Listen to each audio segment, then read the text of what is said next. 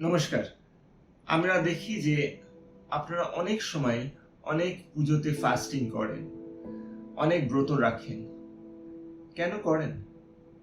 ভগবান সন্তুষ্ট হবে বলে? হয়তো হবে।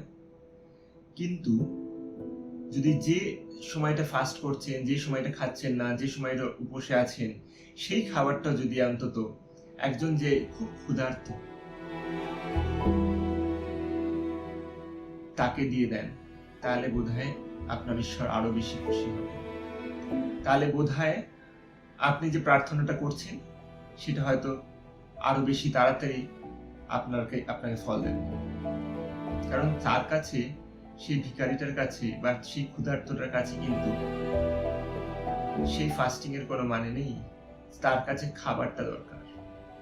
এবং আপনারা যখনই ফাস্ট করবেন নেক্সট টাইম, সেই ফাস্টিং এর খাবারটা, ভালো খাবারটা সামনে অন্য একজনকে দিয়ে দেবেন, যার সত্যি করে খিদে পেয়েছে, যে ক্ষুধার্ত। সেটাই হচ্ছে প্রকৃত ঈশ্বরের কাছে নিবেদন, যে আপনি ঈশ্বরকে ভালোবাসেন, আপনি চান ঈশ্বরের সাথে এক হতে, কারণ আপনি কারোর খিদে মেটাচ্ছেন। ধন্যবাদ।